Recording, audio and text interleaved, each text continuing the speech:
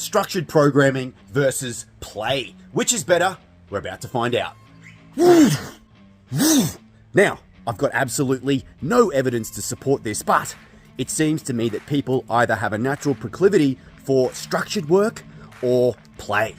What I mean by that is people either need a structured routine with exact sets, reps, times, or they need absolute freedom to just be creative and do whatever they want. For me personally, I have a natural proclivity towards play and creativity, but I've worked very hard to also have structured programming over the last few years.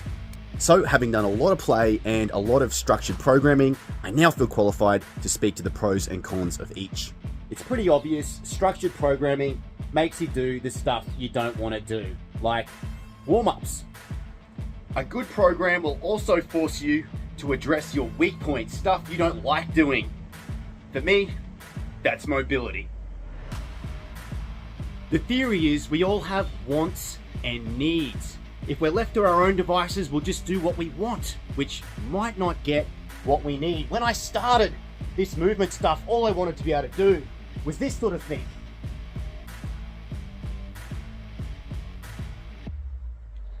Hold a straddle planche.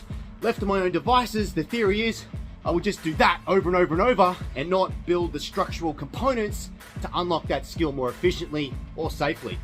There is no denying that a structured plan with sensible progressions over time, done consistently, will unlock the skills and the body you desire.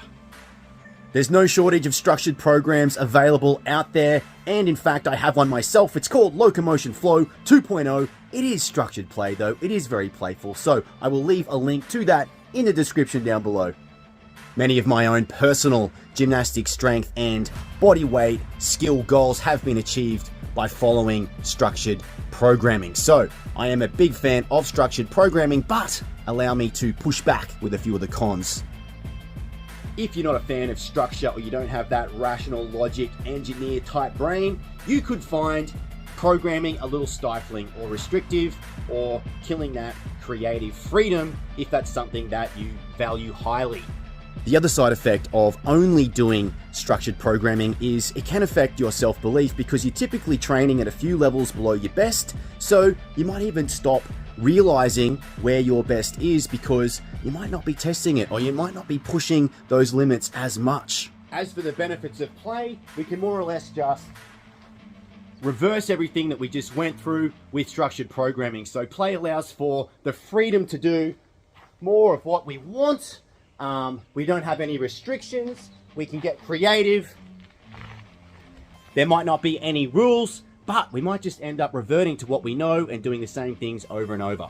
So the die-hard advocates of structured programming tend to demonize play as something that won't let you grow or progress, but that hasn't been the case for me. If you can't tell, I'm doing a handstand while I talk to you right now. You know what I realized? A lot of my play has actually been structured. So it's been structured play. Oh my. But Aaron, isn't there only structured programming or play? No, my friend, there's structured play. I used to think all I was doing out here on my little green circle beside the forest was mucking around. But it turns out there was actually some structure to it without me even realizing. What I like to do is I'll see something on Instagram or YouTube, maybe something that catches my attention that I'd like to try, something new that I haven't tried before, and I'll come on down, like this little piece I saw on the internet today, and I'll try to figure it out.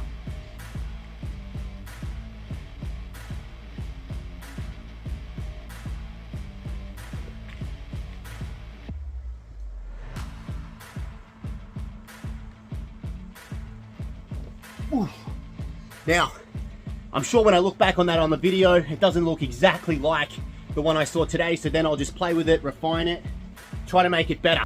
What ends up happening, of course, is because I don't have planned sets and reps, I end up doing more than I probably would have if I programmed that sequence or skill pattern for myself. So I just keep going until I either can't go anymore or it starts to unlock or I'm happy with it.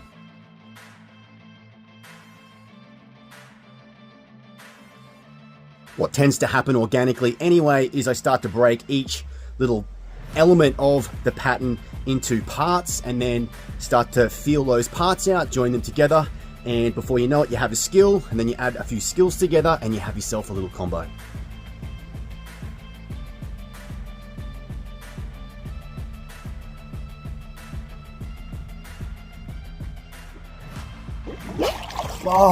Session is over. Cooling off in the pool. The sun is out. Structured play.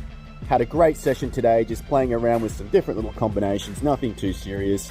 I think too, maybe structured programming, you could be a little bit more playful with that at times, so it isn't so stifling if you experience that. Ultimately though, both are very valuable approaches. A combination of the two will provide you with balance. I hope you got some ideas out of this video anyway. If you did, drop me a comment, subscribe, like, do all of that stuff, and I'll see you in the next video.